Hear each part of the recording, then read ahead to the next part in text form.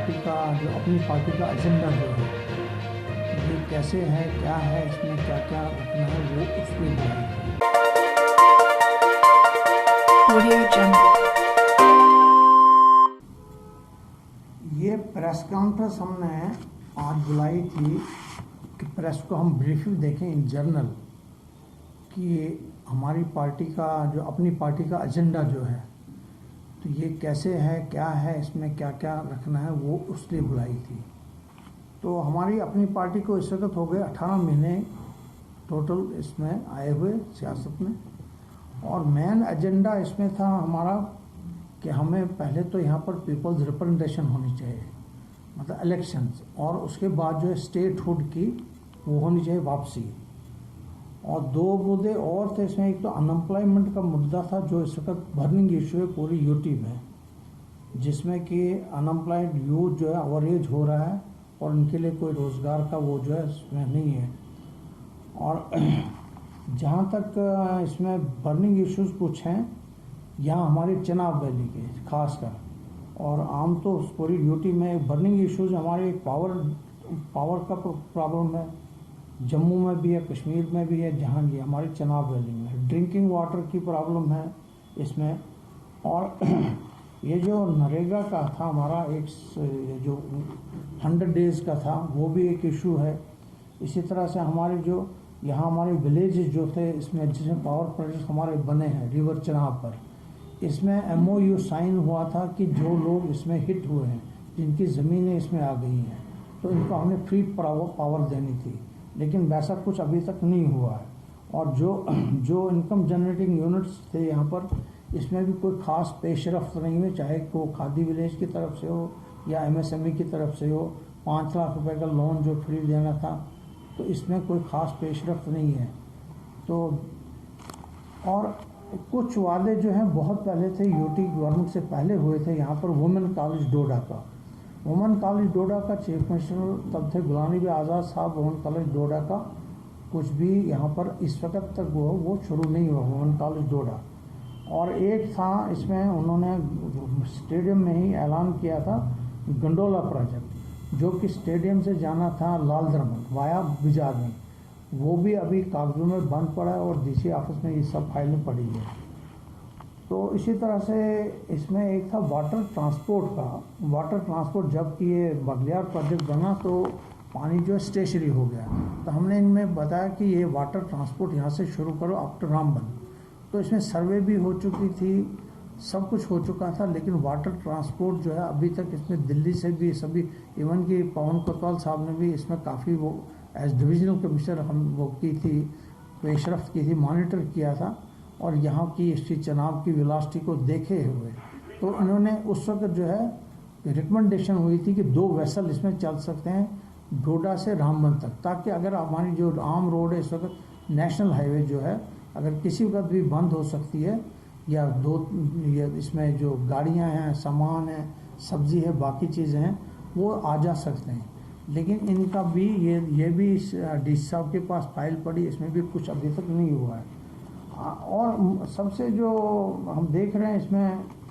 कुछ स्कीमें हैं वाटर सप्लाई स्कीमें, जिनका मैं खास एक का नाम दे दूँगा। वाटर सप्लाई स्कीम मंदरेला से लेकर कोपी तक है, ये पिछले 12 साल से जो उन्होंने दिखाई है कागज़ों में ये बनी हुई है। 1.5 करोड़ रुपये इस पर खर्चा आया है और 5 लाख रुपये इसमें एडिशनल ग्रांट भी मांगी गई है और कुछ रिपेयर भी हुई। लेकिन मेरा ये डिस्ट्रिक्ट एडमिनिस्ट्रेशन से कहना है, अगर ये बन चुकी थी तो इसका तो एक भी पाइप नज़र नहीं आती है कहीं पर भी। इसमें तो फौरी तौर पर इन्वेस्टिगेशन करने की ज़रूरत है, क्योंकि इसमें 160 घर से ज़्यादा जुड़े हुए हैं इसमें ये जो वाटर सप्लाई स्कीम है। तो दूसरा जो अभी मैं आपसे बात कर रहा था रिगार्डिंग IAY और ये जो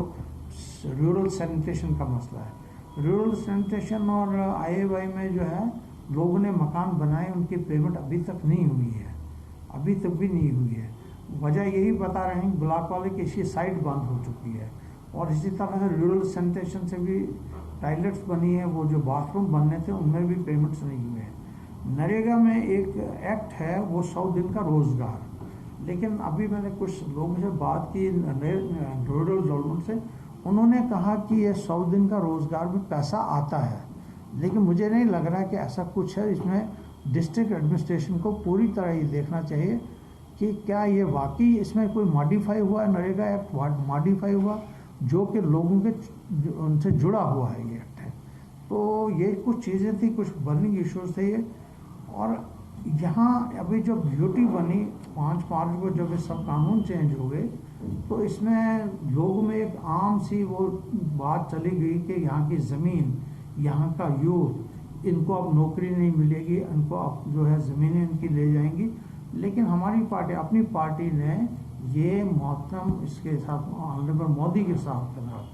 प्राइम मिनिस्टर के साथ ये आश्वासन उन्होंने दिया कि ऐसा कुछ नहीं होगा, यहाँ की कोई ज़मीन कोई नहीं लेगा, ना किसी की नौकरी यहाँ से दूसरे किसी जगह को जाएगी।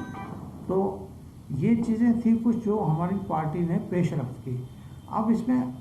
जब सब लोग जो है, जो पिछली हुकूमतों में आपने देखा सभी लोग जेलों में थे, इसमें हमारी पार्टी को दावत दी गई आप सामने आ जाओ और हमें कुछ हल बताओ। हमारी पार्टी गई दिल्ली, उसमें उनने बात की, दिल्ली की जो अथॉरिटीज़ थी, चाहे वो MHA था, प्राइम मिनिस्टर या दूसरे लोग थे, उन्होंने इनको आश्वासन दिया कि हम स्टेटहुड को वापस कर देंगे, लेकिन हम पहले चाहते हैं कि वहाँ लोकल एडमिनिस्ट्रेशन, वहाँ जो लोकल पीपल्स की हुकूमत है, मतलब लोकल लोग जो है इलेक्शन में पार्टिसिपेट करें। कुछ पार्टी उसने ना कर दी, कुछ पार्टी में हाँ कर दी। हमारी अपनी पार्टी ने यह कहा ठीक है, हम उससे ठीक है कि भाई पहले आप इलेक्शन करो फिर स्टेटहुड दे दो। अब इसमें बीच में मुद्दा आया एक कि डिलिमिटेशन कमीशन, इसमें कितनी सीटें, मतलब कुछ आबादी के लिहाज से, कुछ रकबे के लिहाज से, तो डिलिमिटेशन रिपोर्ट का भी इंतज़ार है। डिलिमिटेशन रिपोर्ट जो है कुछ ही दिनों में आ रही है, उसमें शायद कुछ इजाफा हो जाएगा, कुछ असेंबली कॉन्स्टिट्यूंसी या MP कॉन्स्टिट्यूंसी में कुछ इजाफा हो सकता है, वो अभी अवेटेड है। उसके बाद ही जो है इलेक्शन का ऐलान जो हो सकता है, और हो सकता है कि अगले 1 साल में जो है ये डिलिमिटेशन का जो है ये मुद्दा जो पूरा हो जाएगा, फिर जो है पब्लिक रिप्रेजेंटेटिव जो है जिनको आम लोगों को जहाँ तक रसाई है, क्योंकि इस वक्त अगर आप जाएंगे ब्यूरोक्रेट को मिलने के लिए, ब्यूरोक्रेट मिलता है, मीटिंग है वहाँ है यहाँ, और आम लोगों को बहुत दुश्वार मसला हो जाता है। और चिनाब वैली जो है, चिनाब वैली हिल है, हिली एरिया है। हिली एरिया से अगर पार्डर के एक आदमी को हाई कोर्ट जम्मू या हाई कोर्ट श्रीनगर को जाना है तारीख भुगताने के लिए, तो हमने उससे डिमांड की थी कि ये बहुत 6 दिन का सफ़र आने जाने का है, हमें एक जो है डिविजनल लेवल, रोटेशन लेवल पर ये जो हाई कोर्ट का एक बेंच जो इस चिनाब वैली में दिया जाए, जो रोटेशन में किश्तवाड़ बैठे या डोडा बैठे। इसी तरह से डिविजनल हेड, डिविजनल कमिश्नर का एक ऑफिस जो है यहाँ पर बैठे,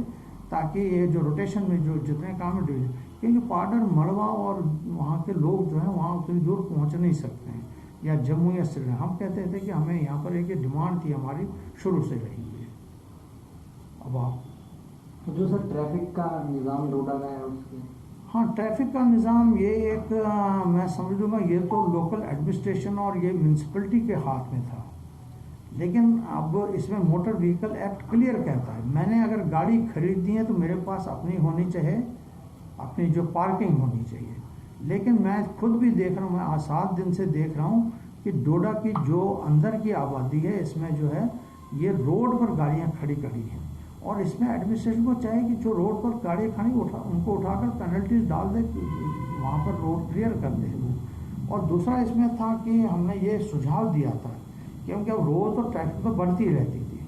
और ये कोई घटने वाली रोज़ बढ़ती रहती है। और इसमें एक तो ये सुझाव था कि रोड पॉइंट पे जो खड़ी हैं गाड़ियाँ, रोड पॉइंट पे कोई गाड़ी खड़ी नहीं रहनी चाहिए, वो अपने अपने घरों में लगा दें या पार्किंग लॉट्स में ले जाएं। रोड पॉइंट पे जो उससे ज़्यादा ट्रैफिक में वो कंजेशन आ जाती है। अब इसमें सबसे जो है लॉन्ग टर्म एक दिया था हमने सुझाव कि डाक बंगलों से, खान प्लाजा जहाँ पर है, डाक बंगलों से 2 फ्लाईओवर दे दें, एक जो वहाँ चिनार के पास खुले और दूसरा बर्फ रोड पे खुले, ताकि जिसको बर्फ रोड आना है या जिसको वहाँ जाना है, चिनार के पास जाना है, वो वहाँ से ही उठ के तो चला जाएगा, बीच का ट्रैफिक को डिस्टर्ब नहीं करेगा। तो ये हमने उस वक्त भी इनकी नोटिस में लाया था, चीफ मिनिस्टर के नोटिस में, गुलाम नबी आज़ाद और के नोटिस, 2 फ्लाईओवर यहाँ बहुत ज़रूरी है। और ये गंडोला प्रोजेक्ट एक उन्होंने उस वक्त भी कहा था, शायद मैंने पहले बताया आपको, गंडोला प्रोजेक्ट जो है हमारा ये हुआ है सैंक्शन वहाँ से stadium to Lal Daman to bizarre, लेकिन यहाँ पर टूरिज्म डेवलपमेंट अथॉरिटी जो है सैंक्शन नहीं है। चलिए, बाकी जो यहाँ के जो बर्निंग इश्यूज इसका यूथ का आपने बताया, तो अब यूथ के लिए क्या कौन सा स्टेप्स आप उठाने जा रहे हैं? अब यूथ का जो है अपनी पार्टी का ये है कि अपनी पार्टी ने साफ एक बात की कि जो नौकरियां मिलेंगी वो यहीं के लोगों को मिलेंगी, लेकिन इसमें कंपटीशन है। और कंपटीशन में जो है मान लो 100 पोस्टें निकल गई, 10 लोग लग गए, 90 बेकार हो गए। उसके लिए हमने ये किया है कि इसमें 2 महकमे हैं, जो कि MSME मैंने बताया जो 10 लाख रुपए का लोन देता है बगैर किसी गारंटी के, बगैर किसी रिफंड, और उसमें 35% सब्सिडी, कोई भी यूनिट को खोल सकता है, अपने काम काज अपने 2 लोग और रख सकता, 3 लोग और रख सकता। इसी तरह से खादी विलेज का जो है यहाँ ऑफिस है, तो यहाँ पर भी वो चीज़ जो है 5 लाख रुपए जो है, चाहे वो लड़की हो लड़का हो, कोई सिलाई सेंटर खोलना चाहे, कोई प्रोविजन स्टोर खोलना चाहे, तो हम उनको जो अल्टरनेटिव देते हैं। क्योंकि अब वो कितनी देर वो लोग जो है इंतज़ार करेंगे इस चीज़ का, नौकरी का इंतज़ार नहीं करना चाहिए। तो बच्चों को, यूथ को हमारा सुझाव यही है।